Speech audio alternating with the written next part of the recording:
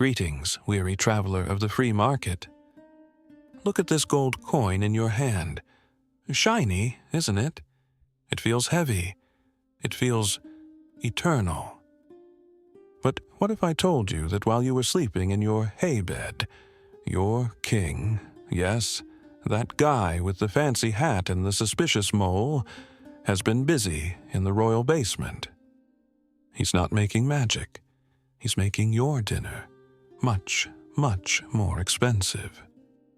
Welcome to the Great Inflation, or, as we call it in the 14th century, the why can't I afford this turnip anymore crisis.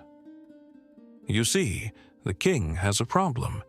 He wants a bigger castle, a faster horse, and a very expensive war with the Duke of Burgundy. But the royal pockets are empty. In the old days, he'd just take your cow, but now he's smarter.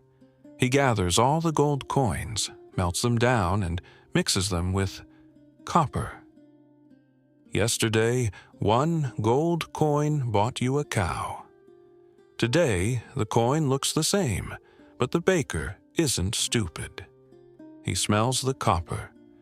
He feels the lie. Now, he wants 3 coins for that same loaf of bread. Congratulations, you haven't lost any coins, but you've lost your wealth.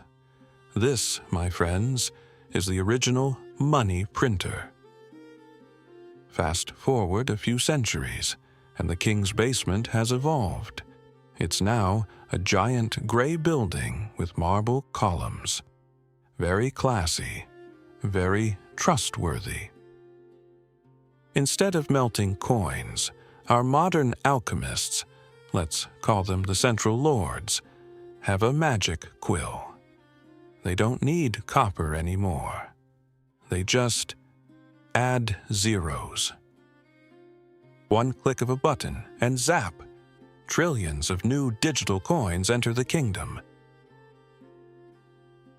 But here's the trick they don't teach you at the monastery. The number of cows in the field stayed the same. The number of turnips in the basket? Same. Only the number of papers in your pocket grew. In the 14th century, they called it debasement.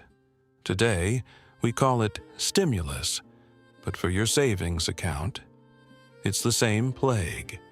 It's a silent thief that doesn't break into your house. It just shrinks your coins while you're looking at them.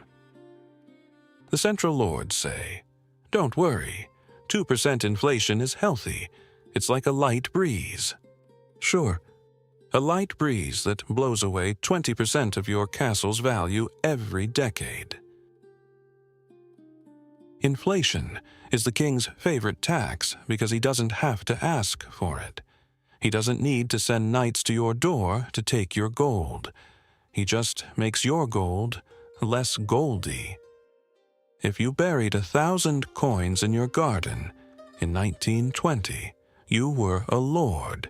If you dig them up today, you might be able to afford a very fancy sandwich, maybe with extra cheese, if the Duke is feeling generous. So, you're standing in the middle of the marketplace, watching your coins melt like wax in a bonfire. What do? Pray to the saints of Wall Street? No, you look for things the king cannot conjure out of thin air. You look for scarcity. Think like a medieval baron. He didn't keep his wealth in a pile of paper. He owned the land. He owned the mill. He owned the very cows that make the milk. Today, we call these assets.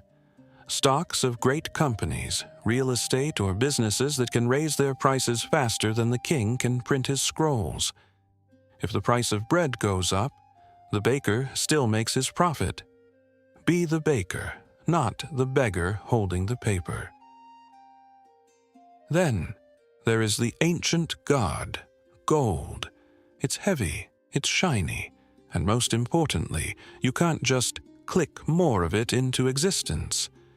It has survived every empire, every plague, and every stupid king in history.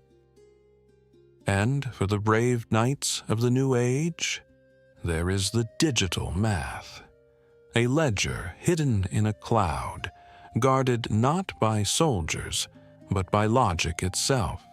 Some call it magic, some call it a bubble, but the alchemists of the 21st century call it Bitcoin. The goal is simple. Don't hold the promises of men. Hold things that are real. Hold things that are rare. The great inflation is coming for your castle. You can either be the peasant who complains about the price of eggs, or the lord who prepared his granary. Choose wisely, traveler. And if you want to keep your head and your gold, join our secret order. Hit that subscribe button, ring the royal bell, and let us navigate this madness together. Until next time, keep your coins heavy and your logic sharp. Farewell.